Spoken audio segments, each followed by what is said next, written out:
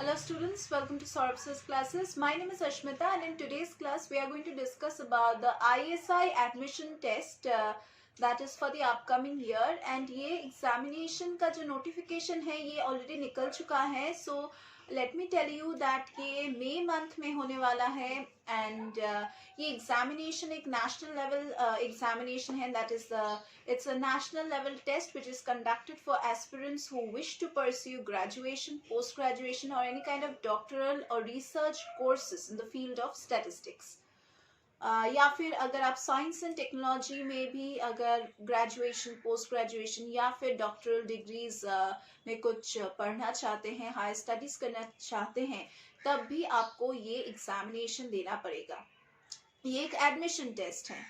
It is through this entrance examination only that aspirants can get admission into various academic courses which are offered at the ISI Kolkata, Delhi, Chennai, Bangalore and other campuses.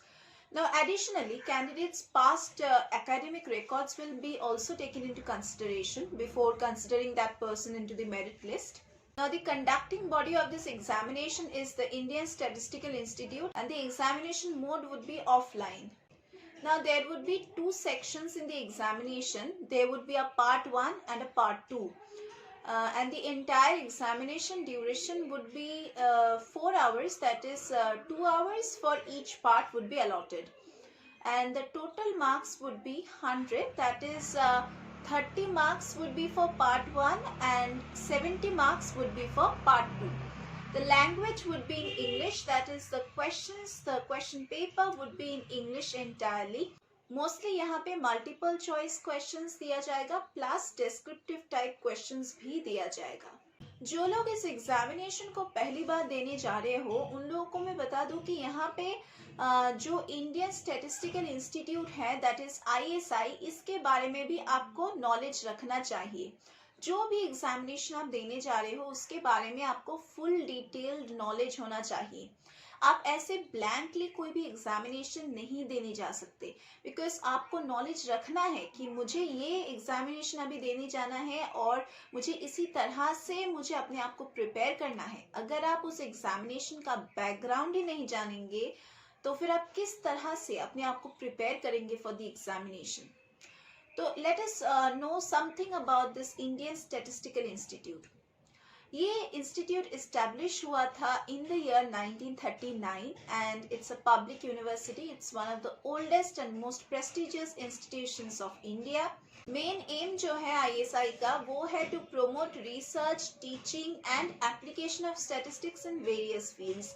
And ISI helps the students to learn, evolve and enhance their knowledge of statistics. तो ये जो institute है ये बहुत अच्छी तरह से function करता है as a multi disciplinary organisation, जो बहुत सारे एजुकेशनल प्रोग्राम्स और डिग्रीज अवार्ड करते हैं to the students from all over the world, and thus making the institute a pioneer and a leader in blending the statistical theory with practice. अगर आपको ISI Calcutta में भर्ती होना है तो इसका ऑफिशियल वेबसाइट रहेगा www.isical, that is isical.ac.in. इसी वेबसाइट पे आप जाके चेक कर सकते हैं regarding all the details of this examination, अगर आपको और भी कुछ जानना है तो. नेक्स्ट हम लोग डिस्कशन करने वाले हैं कि रजिस्ट्रेशन किस तरह से करना है इस एग्जामिनेशन के लिए और एलिजिबिलिटी क्राइटेरिया क्या है. शायद आप लोगों को पता होगा कि एलिजिबिलिटी क्राइटेरिया का मतलब है कि आपको कुछ नियम फुलफिल करना है जिसके बाद ही आप इसके लिए एलिजिबल होंगे, इस एग्जामिनेशन में बैठने के लिए आप एलिजिबल होंगे. तो all the interested candidate must go through the ISI admission test eligibility criteria before applying to this examination. और जो लोग यहाँ पे B math के लिए अप्लाई करने जा रहे हो, let me tell you, you need to have certain eligibility criteria for applying to B math. जैसे कि आप लोगों को अपना क्लास 12 पास करना पड़ेगा, that is you have to complete your 10+2, that is schooling, and also you should be having mathematics and English as compulsory subjects in your class 12th level. अगर आप बी स्टैट के लिए अप्लाई करने जा रहे हो, that is bachelor of statistics, then you should have cleared your higher secondary, that is 10+2 examination or some kind of an equivalent examination with once again mathematics and English as your compulsory subjects. मतलब English और mathematics आपका compulsory रहना चाहिए in the class 12th examination. अगर आप master in mathematics के लिए apply करना चाहते हो, देन आपको 3 इयर्स का बैचलर्स डिग्री कंप्लीट करना है, या फिर आप बीई या फिर बीटेक डिग्री भी कंप्लीट कर सकते हैं, उसके बाद आप इसके लिए अप्लाई कर सकते हैं. लेकिन mathematics as a subject compulsorily आपका ग्रेजुएशन में होना चाहिए, या फिर आप अगर बी स्टैट का डिग्री भी कंप्लीट करते हैं from ISI, then also you are eligible to apply for M math. अगर आप मास्टर ऑफ स्टैटिस्टिक्स के लिए अप्लाई करना चाहते हो, देन आपको 3 इयर्स का बैचलर्स डिग्री प्रोग्राम कंप्लीट करना है, या फिर आप अपना बीई या फिर बीटेक डिग्री भी सिक्योर करके इस कोर्स के लिए अप्लाई कर सकते हैं.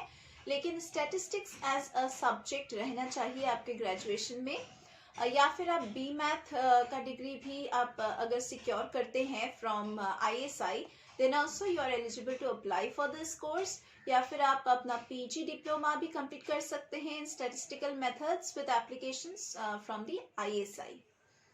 अगर आप master of science that is MS in quality management science में अप्लाई करना चाहते हो, देन आपको 3 इयर्स का बैचलर्स डिग्री कंप्लीट करना है with mathematics as your subject as a compulsory subject, या फिर आप बीई या फिर बीटेक भी कंप्लीट कर सकते हैं इन एनी डिसिप्लिन. अगर आप एमटेक करना चाहते हैं in computer science, if you want to apply for MTech in computer science, then आपको मास्टर्स डिग्री कंप्लीट करना है इन मैथमेटिक्स या फिर स्टैटिस्टिक्स में, या फिर फिजिक्स में, या फिर इलेक्ट्रॉनिक साइंस में, या फिर कंप्यूटर साइंस में, या फिर कंप्यूटर एप्लीकेशंस में, या फिर आईटी में, दैट इज इंफॉर्मेशन टेक्नोलॉजी में, या फिर आप अगर बीई या फिर बीटेक कंप्लीट कर चुके हैं, या फिर कोई अदर क्वालिफिकेशन इक्विवेलेंट क्वालिफिकेशन जैसे कि एएमआईई या फिर डीओईए सीसी बी लेवल, अगर आप ऐसे डिग्रीज को कंप्लीट कर चुके हैं, तब भी आप एमटेक इन कंप्यूटर साइंस के लिए यहाँ पे अप्लाई कर सकते हैं.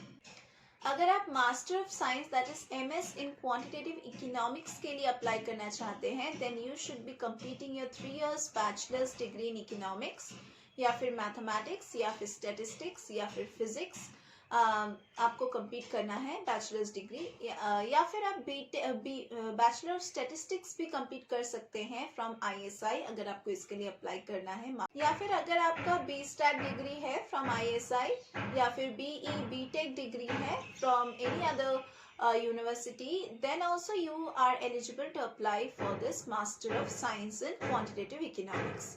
या फिर अगर आपके पास कोई एक इक्विवेलेंट डिग्री है जैसे कि एएमआई, तो उसके बाद भी आप इसके लिए अप्लाई कर सकते हैं.